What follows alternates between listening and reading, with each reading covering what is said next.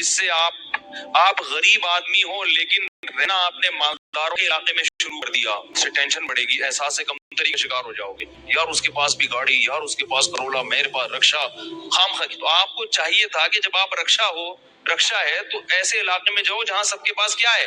رکشا ہے، دکان پکوڑوں کی ہے اور سوچیں کروڑوں کی۔ یہ خام خواہ میں لوگ ٹینشن میں آئے ہوئے ہیں۔ میں نے ڈیفنس کے لوگوں کو بھی ٹینشن میں دیکھا ہے، 1000 گز کا بنگلہ ہے، کروڑوں روپے کما رہے ہیں مگر ٹینشن میں ہیں۔ یہ میں ہوائی باتیں نہیں کر رہا، لوگ آتے ہیں کیوں ٹینشن ہے کہ پڑوسی کے پاس اسے بھی زیادہ ہے۔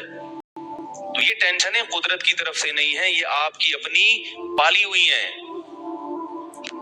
تو حدیث میں نبی صلی اللہ علیہ وسلم نے فرمایا دنیا میں ہمیشہ اپنے سے کمتر کو دیکھو، یار میرے پاس رکشا ہے اور فلاں آدمی قسطوں پہ بھی رکشا خریدنے کی صلاحیت نہیں رکھتا، سڑکوں پہ فٹ پاتھوں پہ پڑے ہوئے ہیں،